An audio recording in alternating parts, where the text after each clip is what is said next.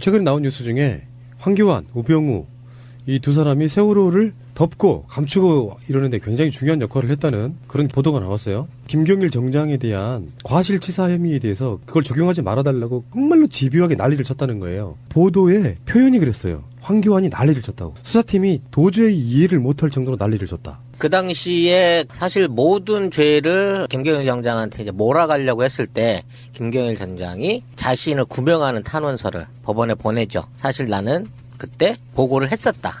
보고서 내용이 잘못됐다라는 식의 내용을 재판부에게 별도로 별지로 보냅니다. 그래서 그 부분을 갖고 일종의 딜이 들어갔던 것 같아요. 내가 다음번 재판에서는 내가 정식으로 까버릴 거야 라는 딜이 들어가다 보니까 그렇게 된다 그러면 최소한 뭐 살인미수 이 혐의만큼은 빼주겠다라고 하는 일종의 딜이 있었을 공산이 높고요.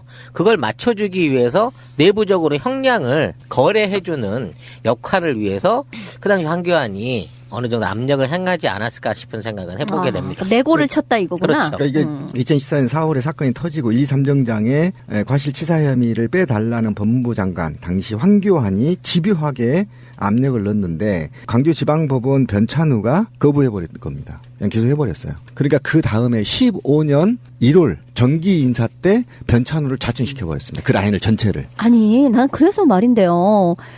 이런 게 안 나와도 황교안은 사실 박근혜가 이렇게 심은 사람인데 박근혜가 탄핵되는 마당에 황교안이 무슨 권력이라도 얻은 듯이 혹은 뭐 민의라도 자기가 받아 안은 듯이 저런 대통령 행세를 하는 것도 꼴 같지 않은데 지금 이와 같은 세월호 수사에 있어서 이자의 어떤 악행이 드러나고 있잖아요. 그런데도 왜 우리는 이 황교안 대행 체제를 군말 없이 받아들여야 되는 거죠? 난 이걸 참고 있다는 게 난 더 이상해. 예, 그래서 저는 지금 즉시 황교안은 이 특검에 포함이 돼야 됩니다. 당연하죠. 특검하고 특조에 포함이 돼야 되고 일단 그리고 우리가 방송을 3년 동안 거의 가깝게 해오면서 정말 계속 분노하고 짱투를 수천 번 조사버린 사건이 김경일 말고 이 징계 먹은 새끼가 없잖아요. 오히려 특혜를 받거나 또는 자리를 옮겨서 더 영전을 했죠. 영전을 하고 또 경찰청장은 지금 제가 계산해 보니까 한 650만이 넘더라고 연금이 지금. 그 엄청난 연금을 받으면서 유유자적 고향에서 후학들을 기르고 있어요. 그 악마들이. 이렇게 해서 전체적으로 우리가 그동안에 얼마나 분노했나 이 사건에 대해서 왜 징계 먹은 새끼가 없어. 그러면서 해경을 해산하면서 해체하면서 사실은 그 관련자들 전부 다 다른 데로 발령내버리고 이게 왜 있었냐 그렇게 의문이 생겼단 말이죠. 근데 이제 밝혀진 거죠.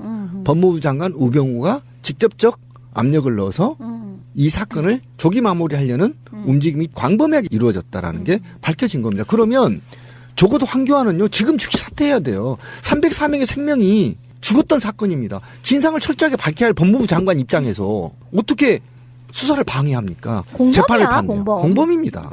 진짜로 이 부분이 증거 내지는 압력 부분에 대한 증언이 나와서 수사선상에 오르게 된다고 하면 총리의 탄핵이 아니라 그 당시에 일종의 범법행위 내지는 부정청탁을 했던 이유로 인해서 기소를 받음으로 인해 가지고 합법적으로 지금 총리직에서 끌어내려야 된다는 얘기죠. 형사 피의자가 되는 거죠. 네. 이런 것을 겪을 때마다 우리가 느끼는 게 세월호 참사가 대체 뭐길래 그렇게까지 동원들 돼서 뭔가를 하려고 했을까. 그 자체가 그래서 의혹인 거예요. 일반 상식선을 생각하면 황교안이나 우병우가 그래야 될 이유가 없잖아요.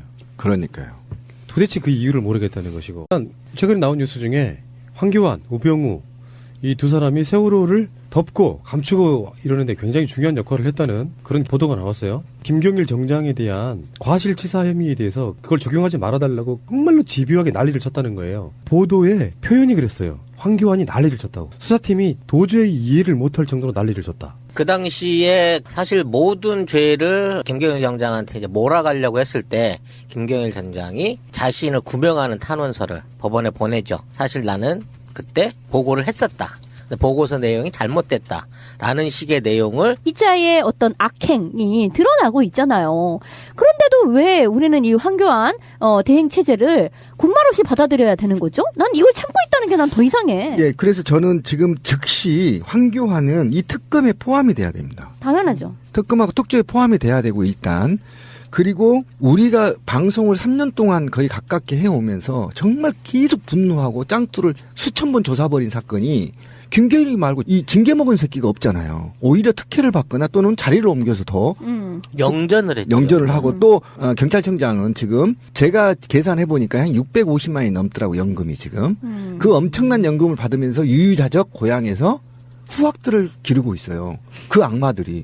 이렇게 해서 전체적으로 우리가 그동안에 얼마나 분노했나 이 사건에 대해서. 왜 징계 먹은 새끼가 없어. 그러면서 해경을 해산하면서 해체하면서 사실은 그 관련자들 전부 다 다른 데로 발령내버리고 이게 왜 있었냐 그렇게 의문이 생겼단 말이죠. 근데 이제 밝혀진 거죠.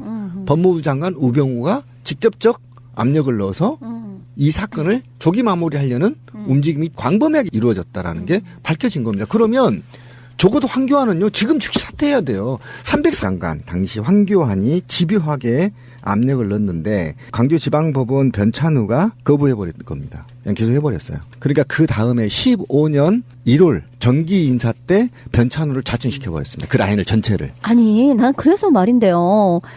이런 게 안 나와도 황교안은 사실 박근혜가 이렇게 심은 사람인데, 박근혜가 탄핵되는 마당에 황교안이 무슨 권력이라도 얻은 듯이 혹은 뭐 민의라도 자기가 받아 안은 듯이 저런 대통령 행세를 하는 것도 꼴 같지 않은데, 지금 이와 같은 세월호 수사에 있어서 재판부에게 별도로 별지로 보냅니다. 그래서 그 부분을 갖고 일종의 딜이 들어갔던 것 같아요.